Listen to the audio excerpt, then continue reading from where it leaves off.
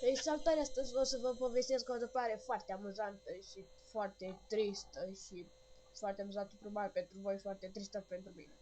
Pe fundal o să am Tom și Jerry. De fost bla bla bla. Deci, azi, dacă știți, a fost o sărbătoare numită Tvorul Maicii Domnului și am fost și eu. Asta a fost cam totul și a fost o variantă să scăp de testul de engleză de la școală. Dar mă rog, da, păi am fost acolo. Prima oară, acolo se ia apă de aia care zice că e apă sfântă. Am luat și eu acolo o sticlă. Hai că am luat o sticlă pe care mă jucam cu ea. O golesc, am golit-o. Și după ce am golit-o, am dus și am luat alta. Băi, stai să dau alta. Și când să mă duc acolo, era o treaptă mai înaltă pe care trebuia să sari sau cumva ca să ajungi jos. Și eu deci mi-a făcut o grămadă de planuri. Deci o săream în glod, puteam să mă glodez o leacă, dar era mai stabil decât să mă arunc pe lemnul umed cu glod, ca să alunec, acolo alunecam pe lemnul umed cu glod. Și ziceam, frate, hai să o iau așa, acolo, să sar direct pe pământ, pe umed, să mâl, să zic așa. Băi, și zic că sare acolo, dar pe care văd un om că sare acolo și să sare pe len, cu picioare pe len și o picioare pe partea cu glod. Și zic, hai bă, să sar pe lemn. Când sar pe lemn, pac, mă duc jos. Toată lumea era acolo, era oricum destul de mulți persoane, toate, vai da, și s-o prea, vai da, o s-o lovit, vai da. Eu că acolo n-am pățit nimica, bine, la început nu simțea nimica. După care am simțit pur și simplu că crapul pieptul, nu știu, cauza presiunii, gen, m-a lovit la umăr și m-am ales cu, nici măcar nu poți să zici vânătai, o chestie roșu, un copil și de beau sau nu dea sângele, dar mă rog. Și în plus m-am mult, deci acum pantalonii mei sunt, dacă acum erau pantalonii mei, am căzut fix în fund și erau plini de glod, frate, și nu puteam da jos. Stăteam eu, frate, dădeam acolo cu șervețel, dar nu îl puteam da jos. Eu atunci tot trăgeam bluza mai jos ca să nu se vadă că sunt murdar de glod. Și da, păi a fost cam rușinos. După m-am dus cu niște ciubăcica cu lucrurile de pe deal, care și acum e înghios, da, nu știu ce fac cu ea, am luat o mână bună. Dar de ce? Mă rog, hai să, dacă nu putem să intrăm în joc, măcar să vă arăt ceva pe fundal.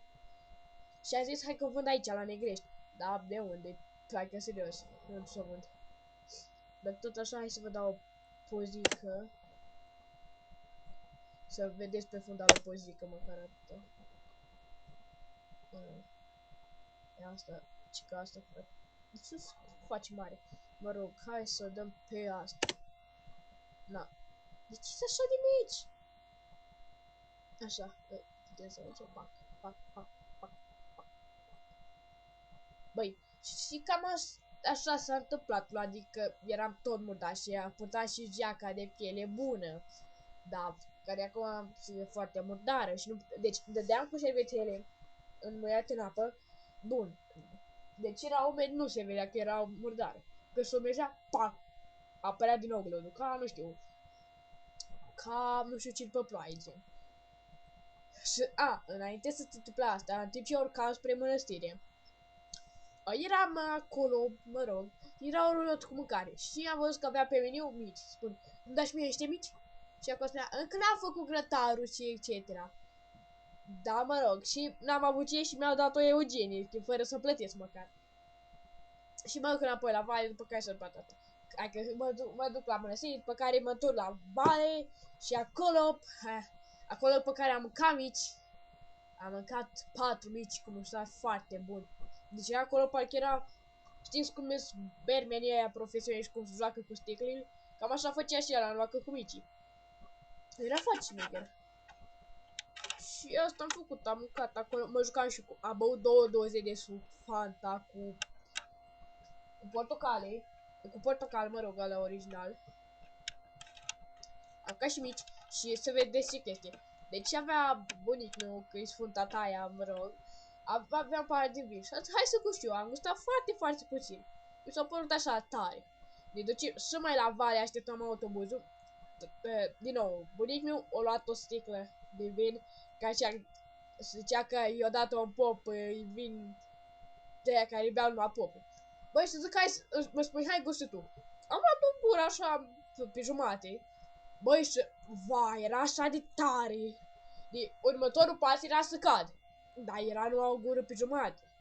Pe care spui, hai, mi-a spus că era cu bunicul meu, cu nașul meu și cu nașa mea. Și spui și nașul meu, hai, ia la mine. S-a luat numai cât am atins-o cu buza, vai, atunci chiar că era să cad și mai rău. Mi se călceam picioarele, pe care eu încep să mă doară capul. Acum acasă își o leacă răgușit, am și nasul fădat și am și o leacă de febră și mă doare și capul. Și presupun și din cauza vinului cum m-a făcut așa de moale și din cauza că eram o leacă răcit și de mai devreme, probabil o să fie o balegă azi.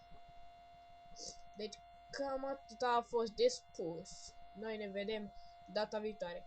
Și încă o chestie. Dacă nu strângem un like la episodul acesta, eu mă las de YouTube. Și nu vorbesc de asta băutura din mine. Deci, serios, hai că mă las de YouTube dacă nu strângi măcar un like. Și noi ne auzim data viitoare cu alte funny moments, dacă o să mai fie vreodată. Pa, pa!